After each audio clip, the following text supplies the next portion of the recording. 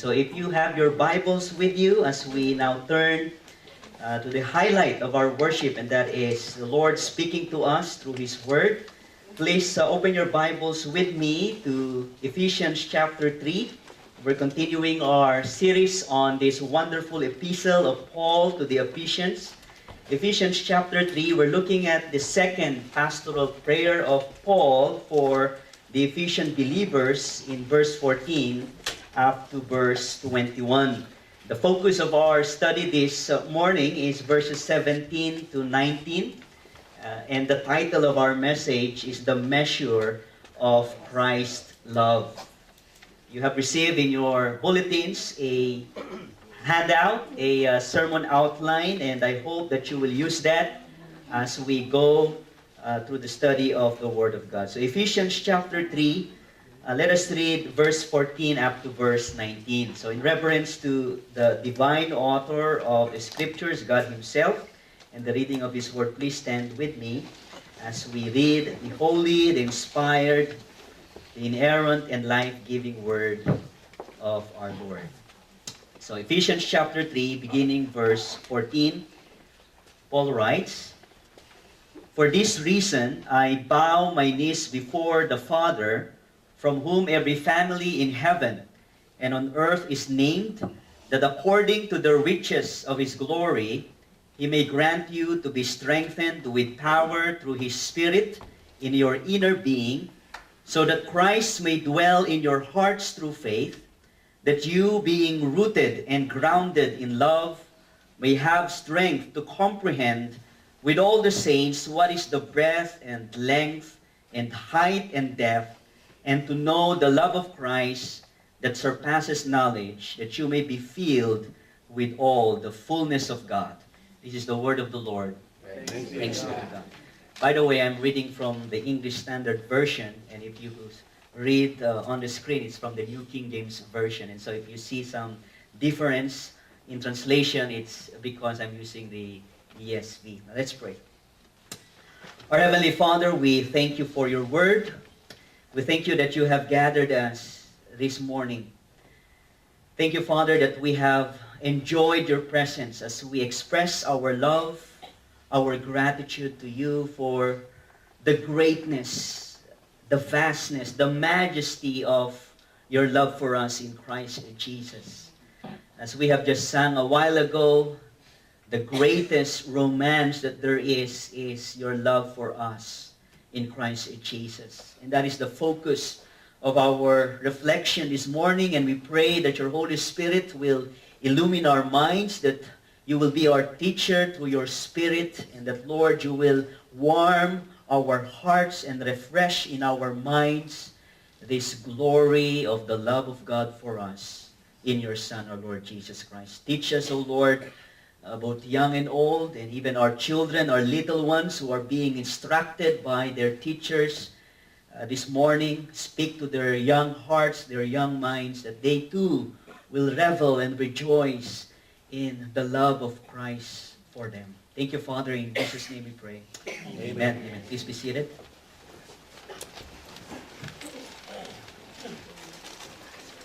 Now, as Christmas time draws even closer, all of us enjoy listening to Christmas songs. And if you are a keen observer and student of popular culture, it is hard to miss the fact that most of the messages and themes of Christmas songs in this culture focus on people loving people, right? Especially this Christmas Day. People loving other people. Remember the Jackson 5 Christmas hit song, "Give Love on Christmas Day," right? Give love on Christmas Day. I'm not a good singer, but let me give you the lyrics. You know the lyrics, right? "Why don't you give love on Christmas Day? Even the man who has everything would be so happy if you would bring him love on Christmas Day. No greater gift is there than love." And then it says, "What the world needs is love. Yes, the world needs your love."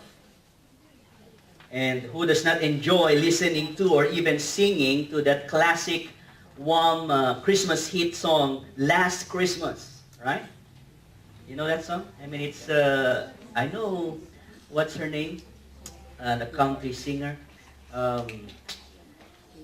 Taylor Swift has a version of this song. I'm not her fan, but here's the song. Last Christmas, I gave you my heart, but the very next day, you gave it away. This year, to save me from tears, I'll give it to someone special. Last Christmas, okay. So if you have that last song syndrome, this might be it. Last Christmas. Or how about Mariah Carey's song, All I Want for Christmas is who? Is you. All I want for Christmas is you. I don't want a lot for Christmas. There's just one thing I need. I don't care about those presents underneath the Christmas tree. I just want you for my own, more than you could ever know. Make my wish come true. You know that all I want for Christmas is you. Now, I don't like spoiling your favorite list of Christmas songs, but I want you to think about Christmas according to the Word of God. You see, people giving love to other people is such a popular sentiment during this season, and it is a commendable human virtue, even celebrated in the Scriptures. But when we consider what the Bible says about the true message of Christmas, it's not primarily about people loving other people. The biblical message of Christmas is about God loving people, right? In particular, it's about God's divine love for sinful people.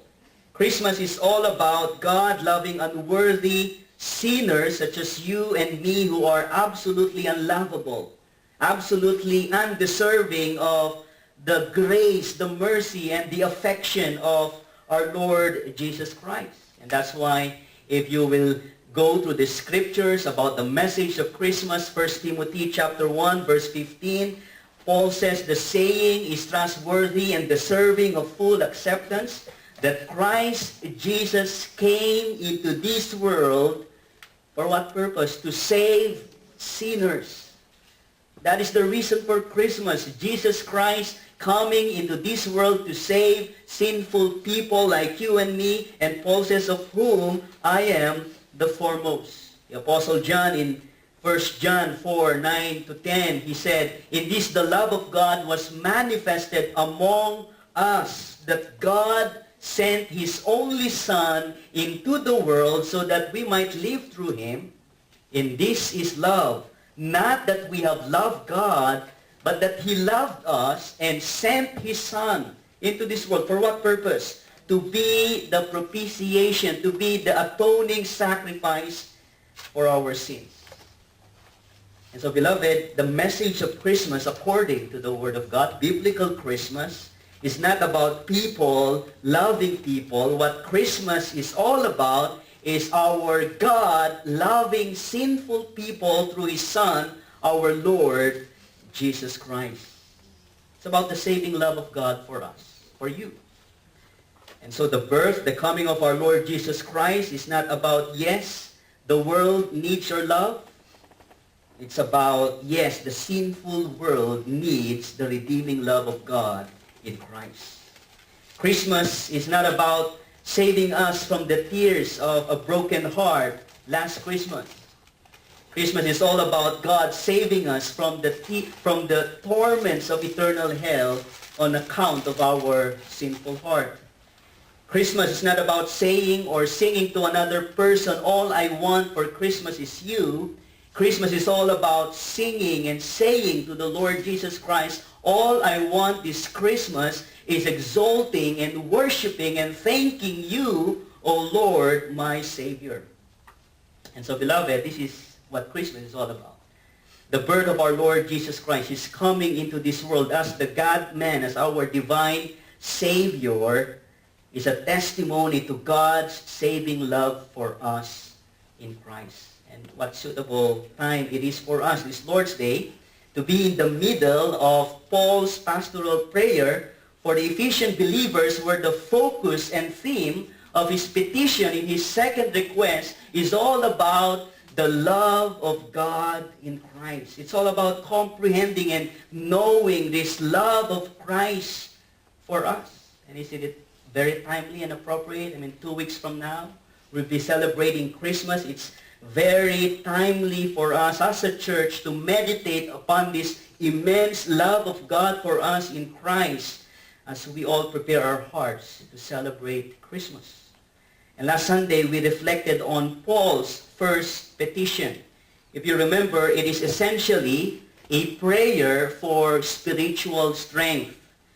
As we read in verses 16 and 17 of Ephesians 3, Paul prays that according to the riches of God's glory, God may grant us believers with power through His Holy Spirit in our inner being, that we may be strengthened in our inner man, in our inner woman, in our soul, in our eternal soul, so that Christ may dwell in our hearts through faith. And this morning, we pick up our study in the latter part of verse 17, where the focus of Paul's prayer is all about this vast, limitless love of the Lord Jesus Christ. And so as we delve into this second content of Paul's petition, let's consider these two essential features of this prayer of Paul. First, let's consider the greatness of the love of Christ. Let's consider the greatness of Christ's love. Let me ask you, how often have you thought about and meditated upon the greatness of the love of Christ for you? When was the last time have you thought about it? That God so much loved you in Christ. You see, nothing should give greater joy in the heart of a believer than meditating about this wondrous love of Christ. What we're about to consider, beloved, is something so glorious that it will be the subject of our reflection and rejoicing, not only in this life, but even in the life to come, in the everlasting kingdom of God. We will be basking and rejoicing in this great love of God in Christ. And may I remind you that the one who prays this prayer at this time is the Apostle Paul while he was in prison, under house arrest, chained to a Roman soldier, awaiting his trial and his eventual death by martyrdom. And Paul did not pray for himself, did you notice? He did not ask God, Lord, please release me from this prison.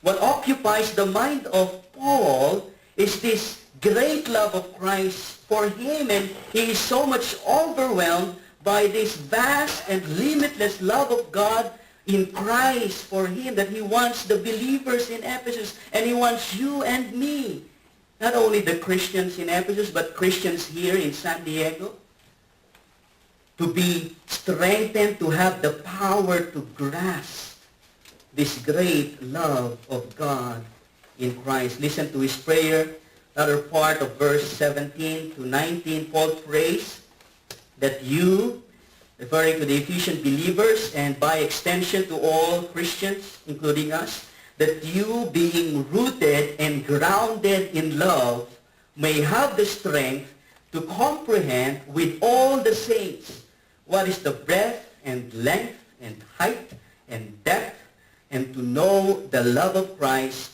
that surpasses knowledge, so that you may be filled with all the fullness of God. Now, Paul begins his second petition by characterizing us believers with a wonderful description. He refers to the believers as those who are rooted, did you see that, and grounded in love. Now, Paul is using agricultural imagery. He's saying that the Christian is like a well-rooted tree whose soil is the love of God. And then he also uses an imagery from architecture. He's saying that the Christian is like a well-built house whose foundation is the love of God. So Paul says we are grounded in God's love. He encourages us that we are rooted and founded upon the love of God. Talk about the security of the love of God for believers. And when we come to verse 18, Paul gets more specific about this love of God. And he describes it for us in terms of the measures. This time he calls it the love of Christ.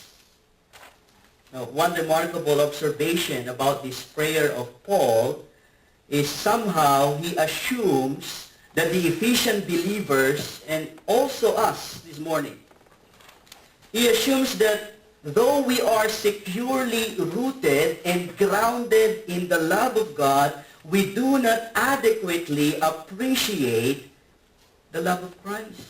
We do not meditate enough about the love of Christ. We do not appreciate enough the love of Christ. We do not rely enough upon the love of Christ towards us.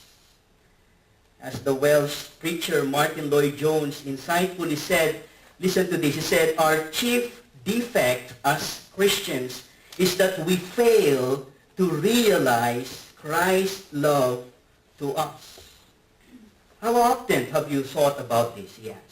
We spend so much time thinking about the business of our activities. We spend so much time thinking about our problems.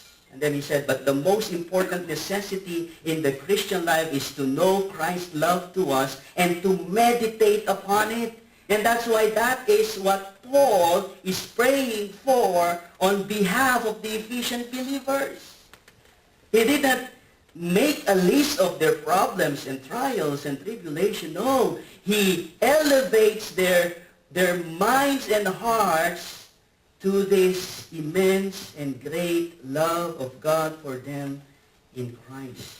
Now notice Paul uses the term comprehend, or maybe in your translation, understand with all the saints this love of Christ.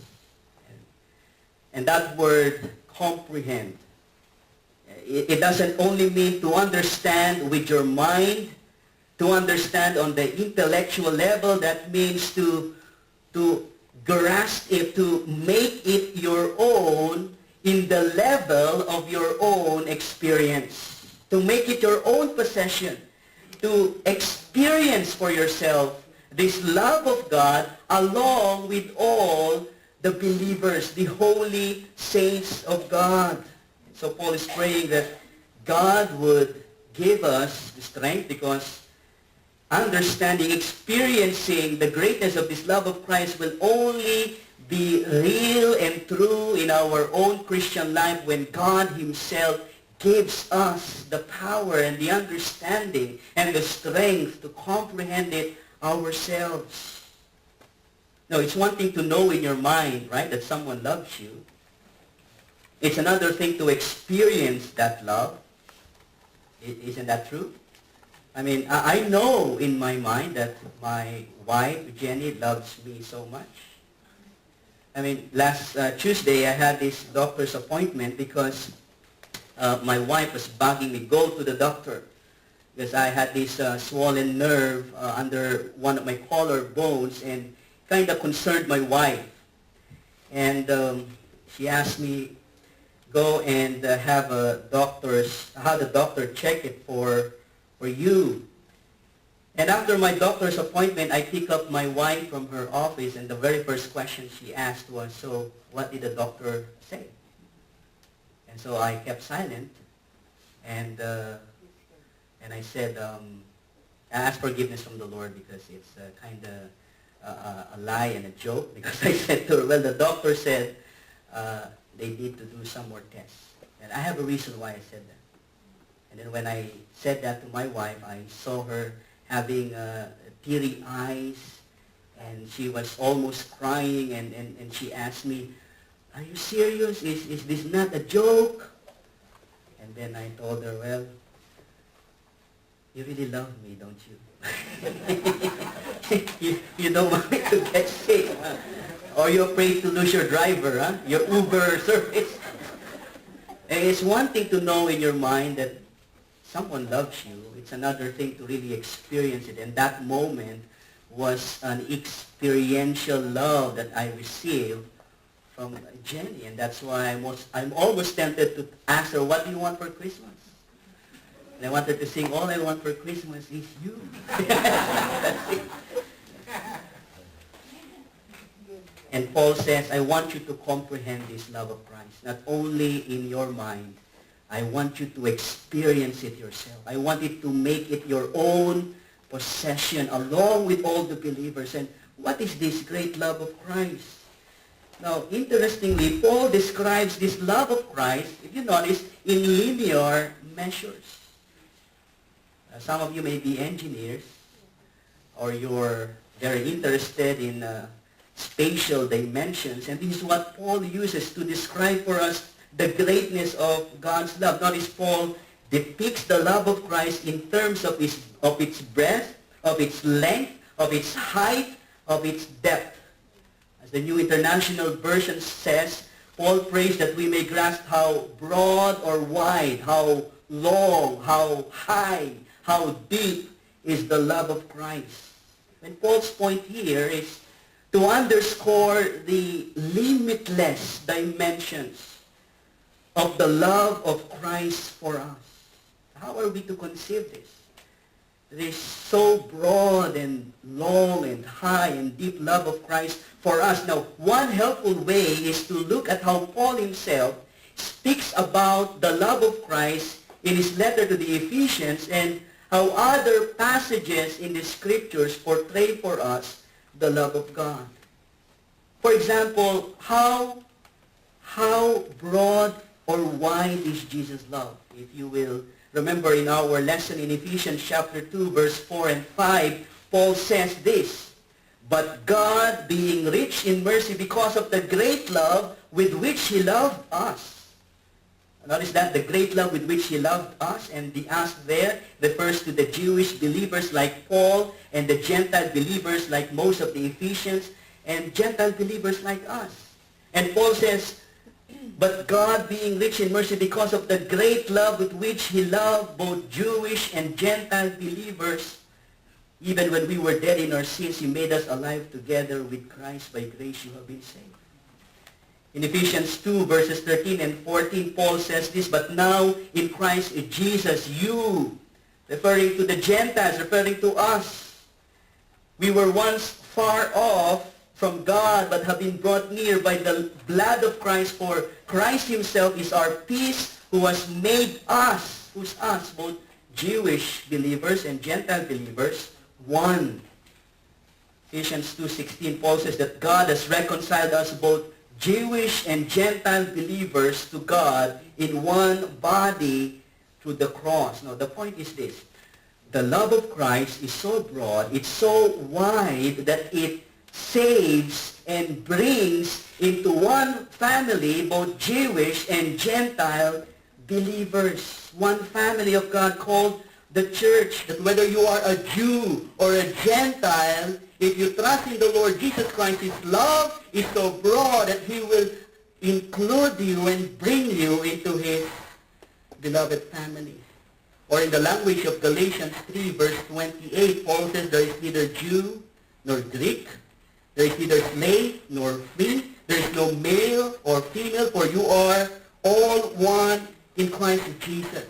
See, Christ's love is so broad and wide enough to embrace all categories of people, whether Jew or Gentile, whether you are white or black or brown, or if, like me, like brownish yellow, I don't know what my color is, whether you are male or female, whether you are rich or poor, young or old, educated or uneducated, church or unchurched, whoever you are, whatever your background is, whatever your sins, there is a place for you in this broad and wide love of the Lord Jesus Christ. Revelation 7:9, verse 10 also describes this broad and wide love of Christ this way. Remember when the Apostle John was given a vision of those who are redeemed and saved by the love and grace of the Lamb of God, our Lord Jesus Christ. Listen to what John said. Revelation 7:9-10. "After this I look, and behold, a great multitude that no one could number, from every nation, from all tribes and peoples and languages standing before the throne and before the Lamb, clothed in white robes with palm branches in their hands, and crying out with a loud voice, "Salvation belongs to our God who sits on the throne and to the Lamb." What an amazing vision, isn't it? If we look at the size of our congregation this morning, 100 more or less.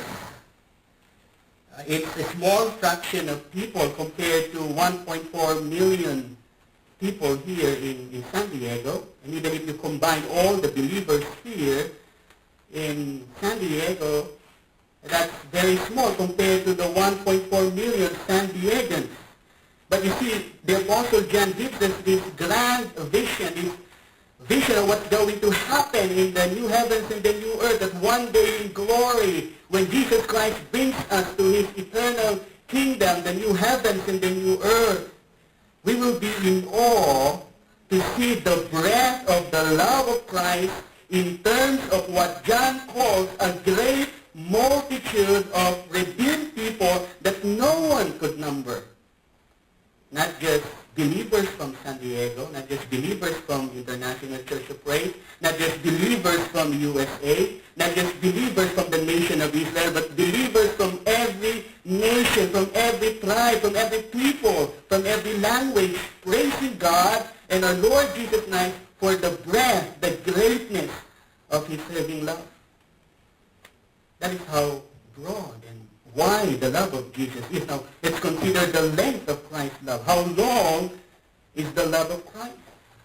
Paul says in Ephesians 1:4-5 that God chose us in Christ before the foundation of the world to be holy and blameless before him. In love, God predestined us for adoption as sons and daughters through Jesus Christ, according to the purpose of his will. When you ask the question, when did God begin to love me? The answer of Ephesians 1, the answer of God's word, God has loved you even from eternity past. Even before he created the world, he set his love upon you in Christ Jesus. Even before you were born, if you are in Christ, God has already loved you. And so the length of the love of Christ in terms of its duration is from eternity past to eternity future. It will never end. And that's why the Lord says in Jeremiah 31 verse 3, right? I have loved you with what? Everlasting love. And that's why we have problems with people who would think that we could lose our salvation. If God so loved us this much, eternal love, unending love, unbroken love, uninterrupted love, then our salvation is secure forever. Because God has loved us with an everlasting love. We can therefore be assured that God's love for us in Christ will never ever change. It will never ever diminish. It will never be broken, for his love for us knows no end. And beloved, what comfort it is to know, right? And experience this unending love of Christ. Especially when you and I are confronted with the seemingly long seasons of trial and affliction, maybe sickness and troubles, challenges in life, and during those long seasons, during those afflicted seasons, we're tempted to doubt the love of God for us. Has Jesus forgotten me? Where is the love of God? And the answer of the scriptures, the answer of God is his love for us in Christ Jesus is always there. It's never interrupted by the temporary pains and sorrows of life in this fallen world. And you see, if God has set his eternal love upon you in Christ, nothing and no one can take away that eternal love from you. As Romans 8:38 says, the New Living Translation says this, and I am convinced that nothing can ever separate us from the love of God, neither death, nor life, neither angels, nor demons, neither our fears for today or our worries about tomorrow, not even the powers of hell can separate us from the love of God in Christ Jesus. So how long is God's love for you in Christ? Long enough to last for all eternity. Long enough that no one and nothing could ever sever you from the love of God in Christ. Can you hear me? Amen. That is how long the love of God is for us in Christ. How about the height of Christ's love? How high is the love of Christ? Ephesians 2:6 says that God has raised us up with Christ and seated us with him in the heavenly places in Christ Jesus. How high is it? The Bible says God loved us so much that even when we were dead in our sins, God saved us and raised us up with Christ Jesus in the heavenly places. That's another way of saying that because of our saving union with Christ, God has already reserved our permanent place in eternal heaven. Heaven is your eternal home. That's why Paul says your citizenship is not in this world, your citizenship is where?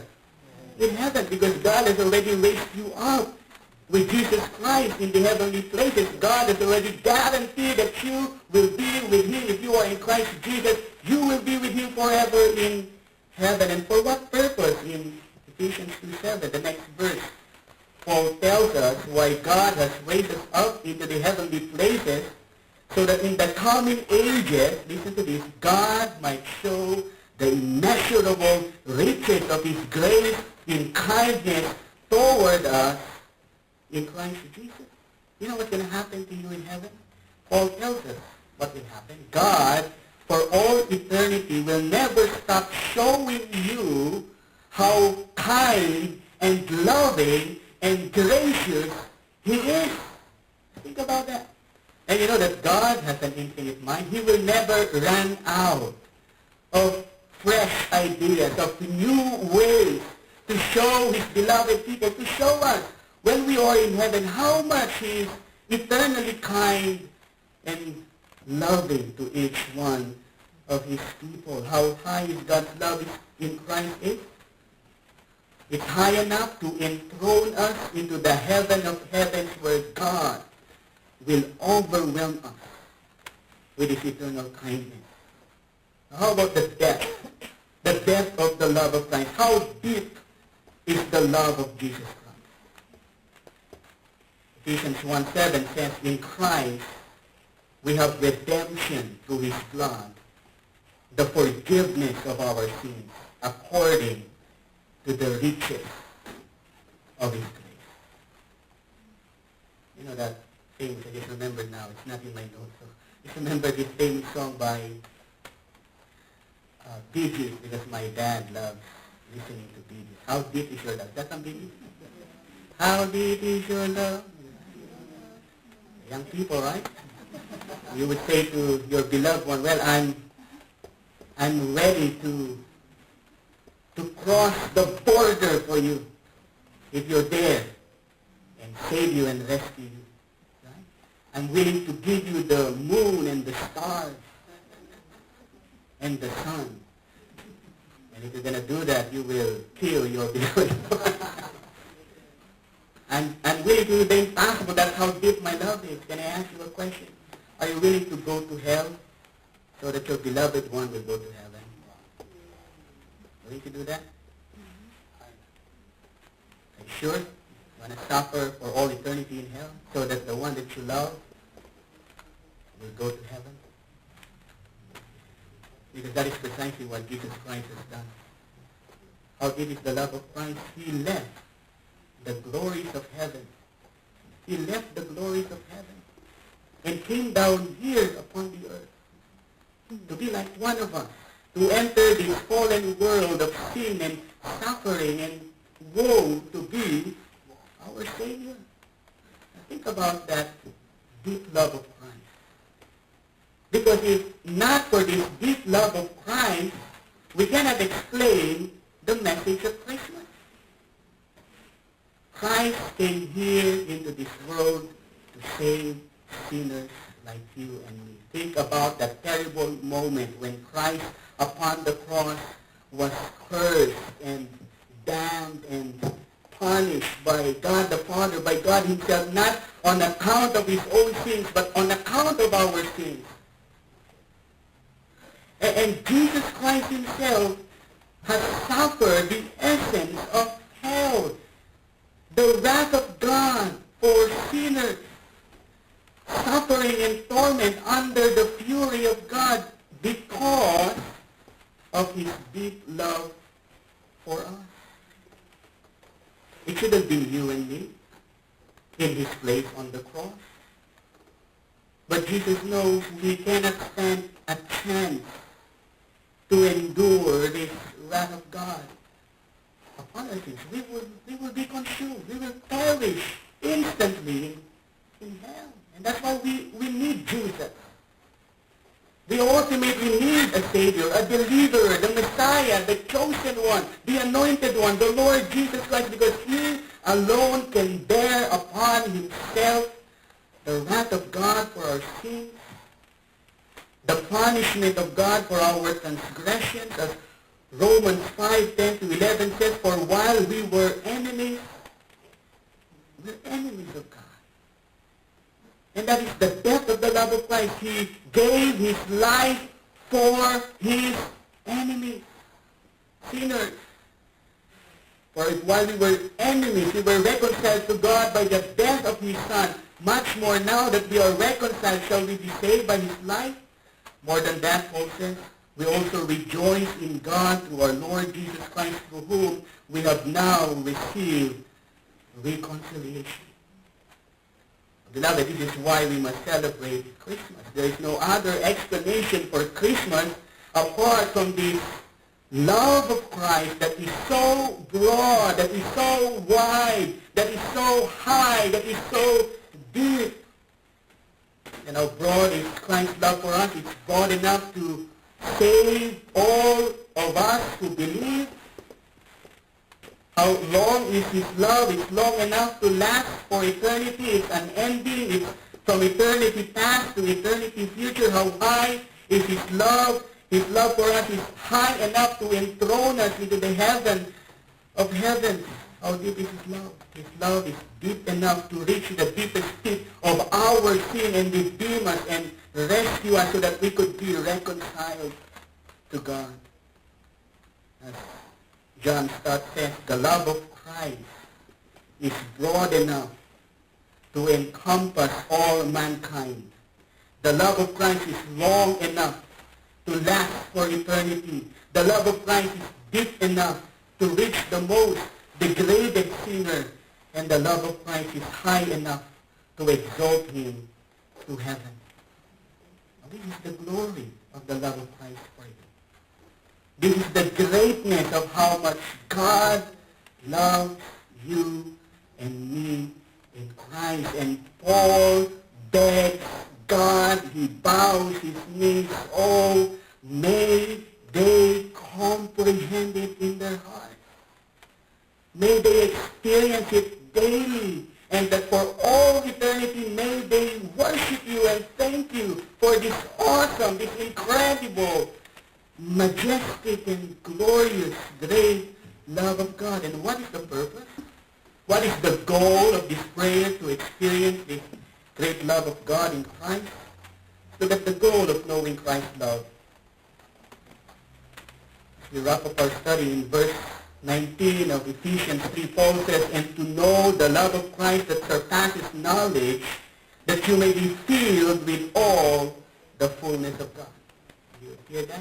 Paul, in a summary statement, identifies the goal of knowing and experiencing this great love of Christ. He said it at the end of verse 19, that you may be filled with all the fullness of God. Now, what does it mean to be filled with all the fullness of God? Well, we could understand it in three ways. First, to be filled with all the fullness of God simply means to enjoy the fullness of God's presence in our lives here upon the earth. Now notice that this prayer of Paul is a Trinitarian prayer. invokes the Father, the Son, and the Holy Spirit. Did you notice that? Paul prays to the Father, to God the Father, that He would grant us with His power by His Holy Spirit to grasp and experience the great love of Jesus Christ the Son. So the Father, the Son, the Holy Spirit. And so to be filled with the fullness of God is to enjoy the presence of the triune God, Father, Son, and Holy Spirit, as they take control of our lives, to strengthen us, to bless us, and to enrich our lives here on earth with His love and with all of His spiritual blessings. Secondly, to be filled with the fullness of God simply means to be like our Lord Jesus Christ in our character. Because you see, the words full and fullness are used here in Ephesians to speak about Jesus Christ. For example, in chapter 1, verse 23 of Ephesians, the church is called by Paul as the fullness of Christ, who fills all in all. In chapter 4, verse 10, Jesus ascended above all heavens that He might fill, that Jesus might fill all things. And so to be filled with the fullness of God is simply to be conformed to the glorious image of our Lord Jesus Christ. Because ultimately, what is the goal of our salvation? To be like Christ. Romans 8:29 says we are predestined to be conformed to the image of God's Son, the Lord Jesus Christ. That is our destiny. Ephesians 5:27, Paul says Jesus gave Himself for us. Why? So that He might present us to Himself in all splendor and glory, without spot or wrinkle or any such thing, that we might be holy and blameless like our glorious Lord Jesus Christ. So to be filled to the fullness of God simply means to be like our Lord Jesus Christ. But thirdly, finally, to be filled with all the fullness of God, listen to this, it speaks of the Christian's final destination in eternal glory in heaven. We're in a complete, unbroken, unending, loving communion with our God. We will fully enjoy and experience the supreme pleasure and delight of being in eternal fellowship with our triune God. Remember what the psalmist said in Psalm 16, verse 11, in God's presence, when we're there in the presence of God, there is what? Fullness of joy and pleasures forevermore. And so I can understand those people which I don't want to go to heaven. Heaven is boring. But if heaven is boring, what does Psalm 16, verse 11 mean? That in heaven there is fullness of joy, and at His right hand are pleasures forevermore. Well, I'll tell you, hell is boring. You know why? Because it's a repeated, unending torment in hell. We talked about being tortured to boredom. I don't know what it means. I don't want to experience it. But here Paul says, I want you to understand and experience this great love of God in Christ Jesus, so that you may be filled to the fullness of God. Now let me end with one phrase that I don't want you to miss. Paul says that this love of Christ in Jesus surpasses knowledge. Do you see that? To know the love of Christ, verse 19, that surpasses knowledge. This great love of God for us in Christ Jesus surpasses human knowledge. Cannot be conceived, it cannot be understood by human reason. It cannot be known, it cannot be understood or even experienced by unbelievers, by those who don't trust in Christ. But this is why the unbelieving world does not sing about the immense love of Jesus during Christmas. I mean, I looked at, I think last night, the top 10 Christmas songs of 2018. None of them is about Jesus Christ. All I Want for Christmas Is You is number one. Last Christmas is there. Nothing about Jesus Christ. Why? Because the unbelieving world cannot understand, apart from the Spirit of God, because they are unregenerate, they are unbelievers, they reject Jesus Christ, they do not understand the immense love of Jesus for his people. That's why their song during this season is about who? Santa Claus is coming to town. You better be nice.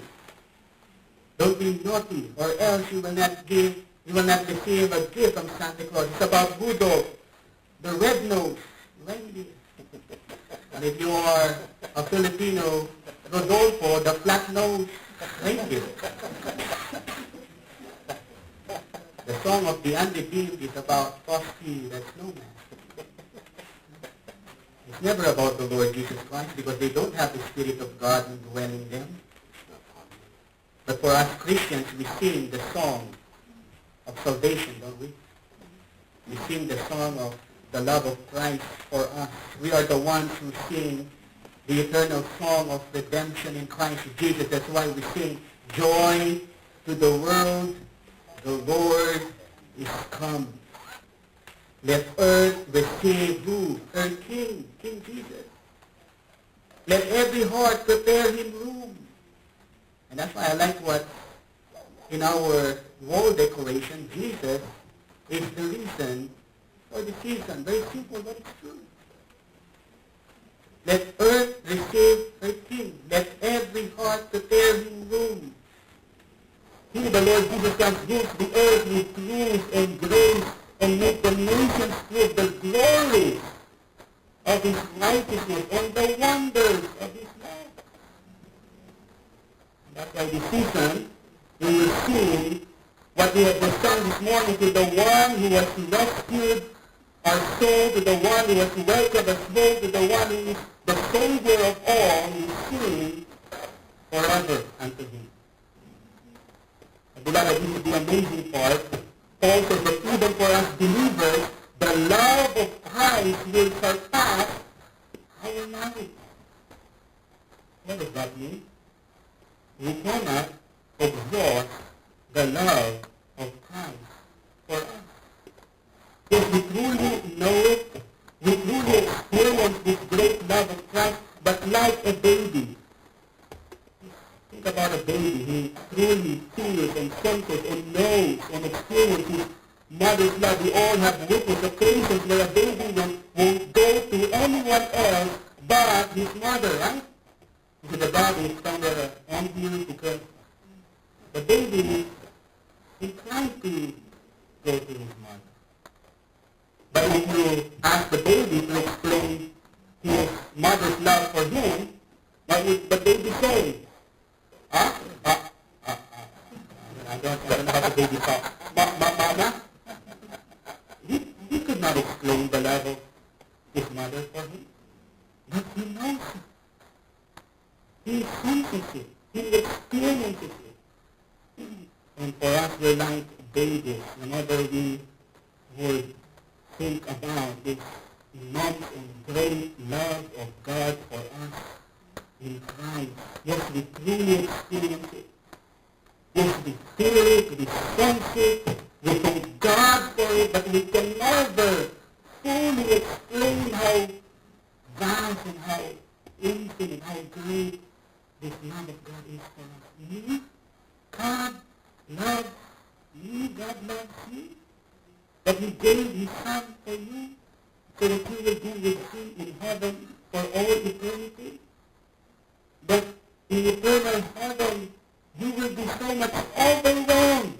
Every single day and time is irrelevant in heaven because it's endless. But every single moment, God will overwhelm you with this great love for you in Christ.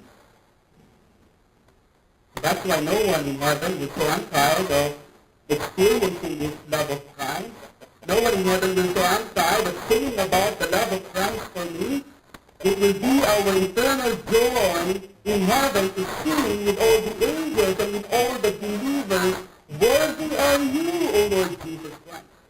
Worthy are you, O God, who loves you this much.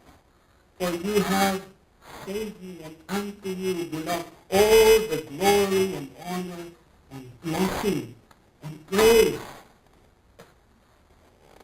So beloved, this is Paul's prayer for the Ephesian believers.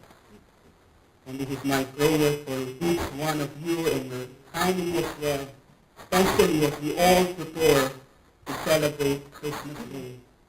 I pray that you, being rooted and grounded in love, may know and experience how broad, how long, how high, and how deep, how great, how glorious this love of Christ is for you, so that you may be filled with all the things of God. Let's bow our heads.